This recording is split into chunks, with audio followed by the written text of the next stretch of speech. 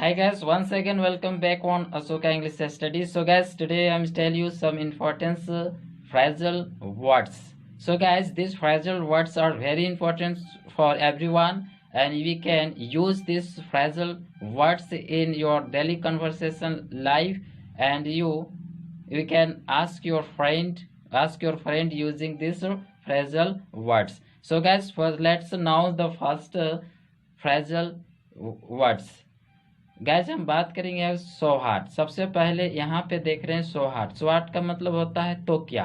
सौहार्द का मतलब क्या होगा, तो क्या। तो गैस ये सौहार्द कब यूज करेंगे, ये देखिए। सबसे पहले आप जो है ये सेंटेंस में जब ये सबसे पहले यूज ये करेंगे तो सौहार्द लिखकर सौहार्द लिखकर एक सेंटेंस लिखेंगे। उसके बाद एक सेंटेंस बोलेंगे, चाहे वो सेंटेंस प्रेजेंट का हो या पास्ट का हो या फ्यूचर, कोई भी सेंटेंस हो सकता है आपके अनुसार, आप जहाँ पे यूज कर रहे हैं उसी के अनुसार।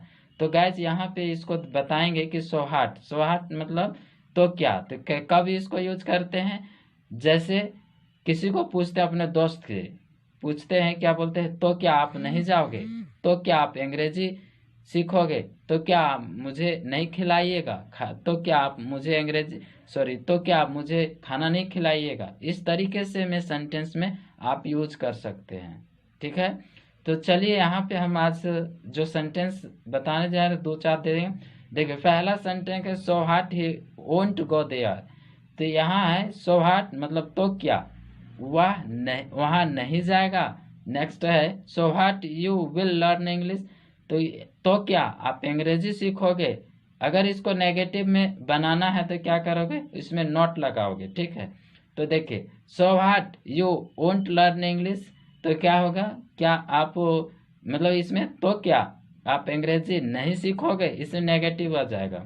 नेक्स्ट है कि so heart you will eat, तो क्या आप खाओगे, तो क्या आप खाना खाओगे। अगर खाना खाओगे तो फूड लिखना है, ठीक है। जैसे so heart you will eat food, तो क्या आप खाना खाओगे। अगर बोलेगे तो क्या आप अकेले खाना खाओगे, तो so heart you will eat food only, केवल आप अकेले खाओगे। इस तरीके से ये सो हार्ट को यूज करेंगे। चलिए देखते हैं next phrasal words. Next phrasal word से so what happened. So what happened मतलब तो क्या हुआ, तो क्या हुआ, इस तरीके से यूज करते।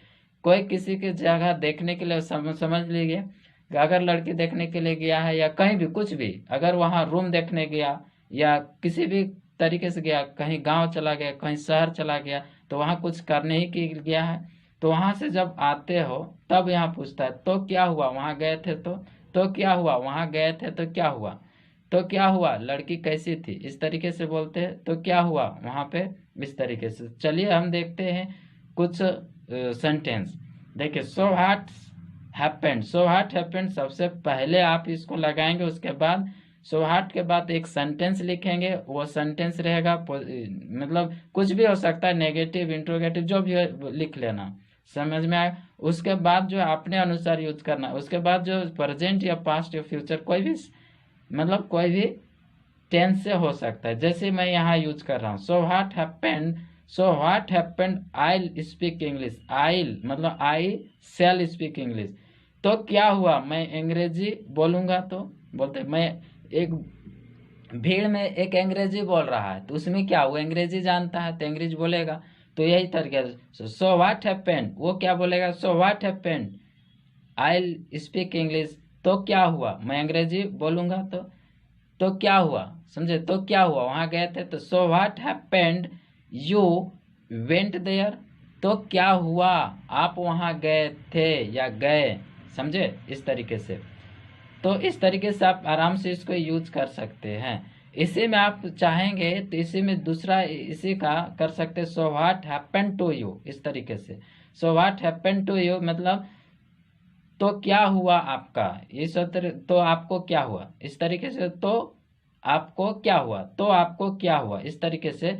तो आपको क्या हुआ, so what happened to you, तो आपको क्या हुआ। आई स्पीक इंग्लिश, मैं इंग्लिश बोलूंगा, तो आपको क्या हुआ, समझे, इस तरीके से बोल सकते हैं। इस तरीके से आप इसको यूज कर सकते हैं। नेक्स्ट अगर बात करें तो नेक्स्ट में जो है गाइज एक है, अब बहुत सुनते भी हैं, जैसे बात यह है कि, इस तरीके से यूज करते हैं, बात यह है कि।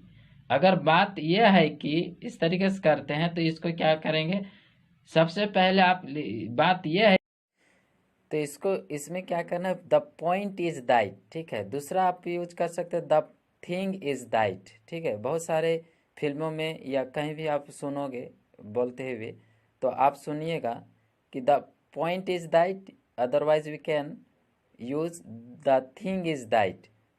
समझे, बात यह या यह है कि, बात यह है कि, या बात यह है कि, इसमें से आप यूज।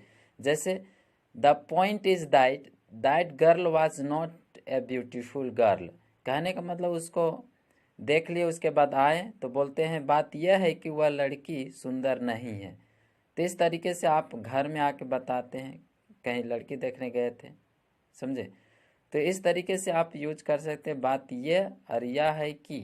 इस तरीके से आप द थिंग इज दैट को यूज कीजिए या द पॉइंट इज दैट को यूज कीजिए, किसी को भी यूज कीजिए। उसके बाद आप कोई भी सेंटेंस, जैसे पास्ट है, प्रेजेंट है, फ्यूचर, कोई भी सेंटेंस यूज कर। जैसे point is that his house has not big, मतलब बात यह है कि उसका घर बड़ा नहीं है।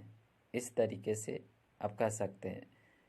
और भी सेंटेंस बना सकते हैं, जैसे the point is that the boy was not well या गुड, ऐसे कह सकते हैं।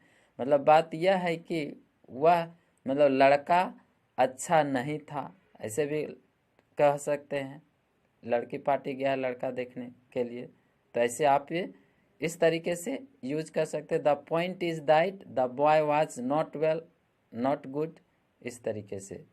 तो थैंक यू, लाइक शेयर और सब्सक्राइब कर ले, और बेल आइकन को प्रेस कर दीजिए। और चलिए, गॉड ब्लेस यू, नेक्स्ट मिलेंगे अगले से अगले